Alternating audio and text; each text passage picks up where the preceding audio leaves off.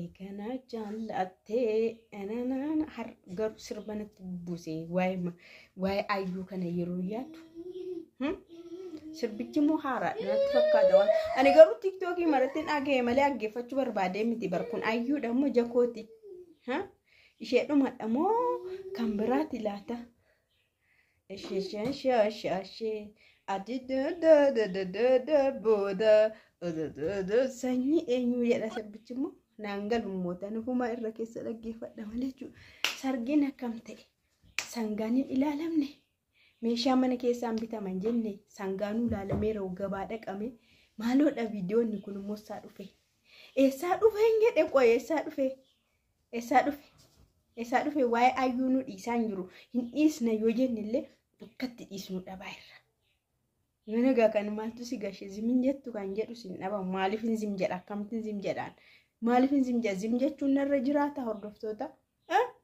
Karra viidiyoo kiyya aga dhumaatti daawwadhaas ni jedha. Tokkommoo wanti na dhibe maanni seetanii haadhaaf intala አንድ ቤት ውስጥ እናትና ልጅ አንድ ቤት ውስጥ በአረብ ሀገር የቤት ሰራተኛ ሆናችሁ ገባችሁ ገብተናል። እንደዚህ ሰምቼ አላውቅም። እንደዚህ እንደምናወራው መሰለኝ እዚህ ያለው ችግር ነበር። እስኪ እናወራለን። እሺ እንዴት ነው?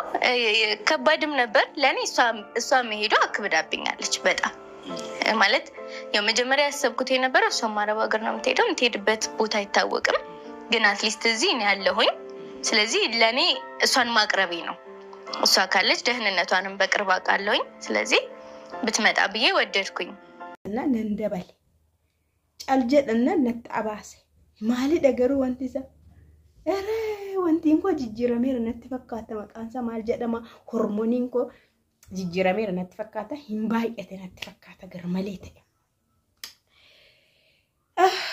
anyways why ayyuu yoo haasofne Sa'idoon viidiyoo hojjetee ture akka cidha qopheeffachuudhaaf meeshaa bitaa jirra akka jedhee fi sangaallee gabaa deemanii ilaalanii waan tokko waan hundumaa akka ilaalamee fi isheenillee yuutuubii Jamiilaadhaan baname sana deebistee nagaan buusaa jettee yuutuubii mataashis akka banatte hundi keessanuu beektu kun baay'ee gaariidha si guddisna sheerii si goonallee allee subscribe godheeraa fi viidiyoo ishii daawwadhi like godheeraa fi of dandeessee yeroo dhuftu kun jalaa galataa jedhama of dandeessee waan dhufte jalaa galataadhama amma suuta of dandeessi jenneetu abdii qabna yoo sargiin sun achi fagaate yoo sargii ta'e immoo ta'eera gaayila eebbaa inni dhiisnaa jechuudha na maalumaafuu gaa hojiin isaanii bareedaadha taafufani inni kan biraan inni gaariin ani yeroo jalqabaatiif arge garuu video kana jechuudha haadhaaf intalli Beeruutiin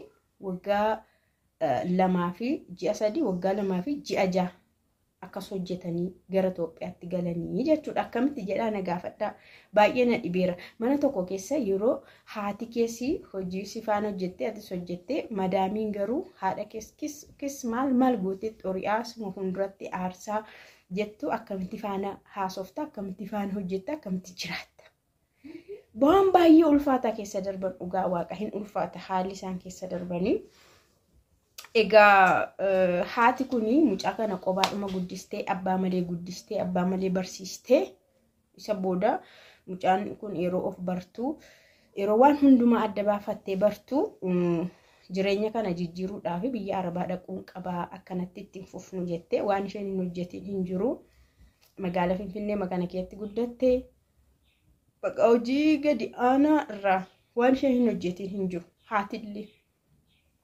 akkasuma booda jireenya kana nan jijjiiruun qabaa of jijjiiruu qabnaa kanaafu biyya Arabaa dhaquun qabaadhaan kaatee Beeruutiin deemtee Beeruut yeroo deemtu isheen deemtee ji'a 3tti immoo haati anis nan deemuu qaba malee jette egaa haati umurii guddaa miti ijoollummaadhaan deesse waan ta'eef garaagarummaa waggaa 10 kan isaan gidduu jiru garaagarummaa waggaa 10 gidduu isaanii jira kanaanii ishiidhaan kottu jedhanii kottu ishii hin deemtaadhaanituma jiranii madaamiin sun immoo nama nan barbaada kan biraa nama beektu yoo jiraate fidii dabalii yeroo jettuuni adaadaan koo tokko jirti jette haadha koo yoo jette ilaali gaa akkamitti namni haadha isaa waamee uffaana hojii mana namaa hojjechiisa isaanuu fidanii malee ishiin jedhan baay'ee ulfaataadha ka.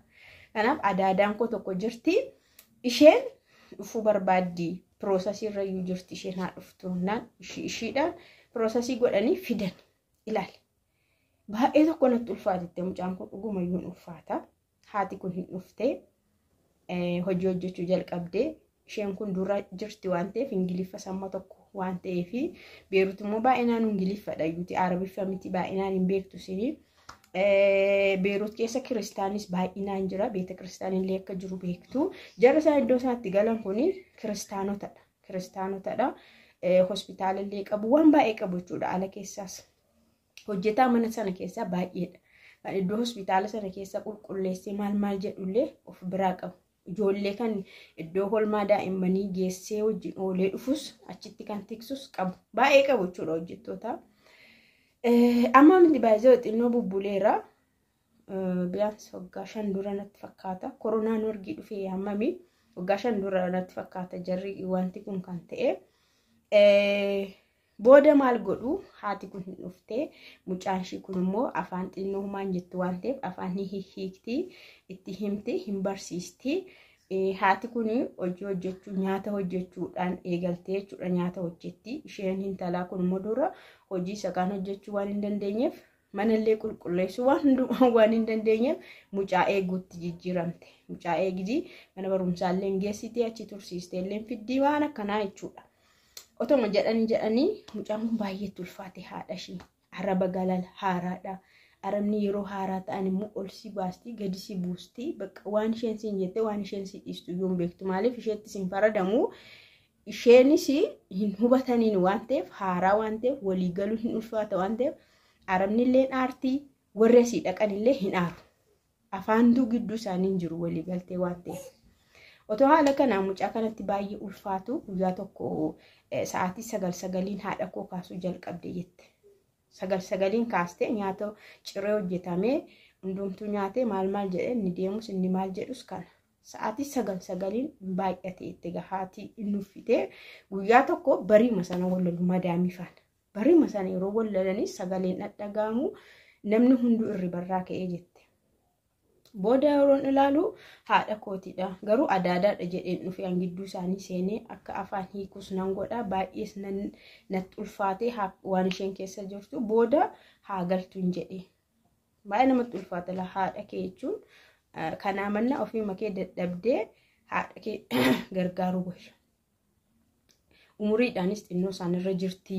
Isaan kun illee ijoolleedha yoo rukutamanis yoo kabalamanis yoo ari'amanis yoo maal jedhaman yoo ifatamanis ijoollee. Isheen kun garuu amma tokko xinnoo ishii irra jirti waan ta'eef hin ulfaata.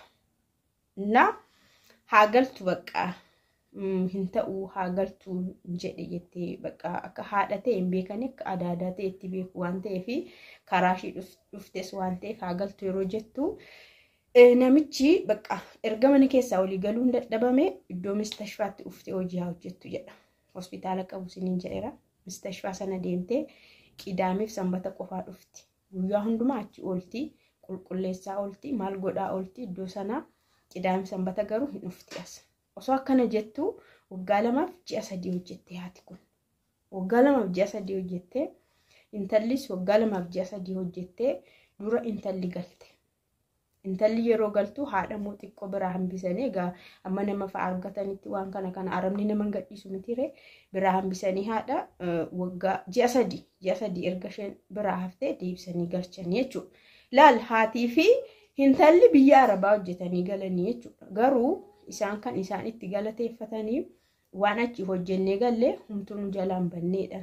Kan mucaas kanaadhaas galanii mana isaanii sirreeffatanii mana qabalee argatanii turani mana sirreeffatanii meeshaa mana keessaatti waan hundumaa godhatanii achi gaa waan ittiin jiraatamus jiramtiire biyyatti waan hin ta'e hinti wayii waan isaa ta'us taasifatanii akka amma argitan kanatti bareedanii jiraachaa jiru jechuudha. Garuu yeroo jalqabaaf hin dhage'an haadhaaf intalli biyya arabaa deemtee hojjettu gaazexeessittiyyuu yeroo jalqabaaf hin dhagee jedhe kana. Jabaadhaa egaa kunis jira waan ta'eef haatillee yerootti hojjette jira waan ta'eef no matter jettu jechuudha.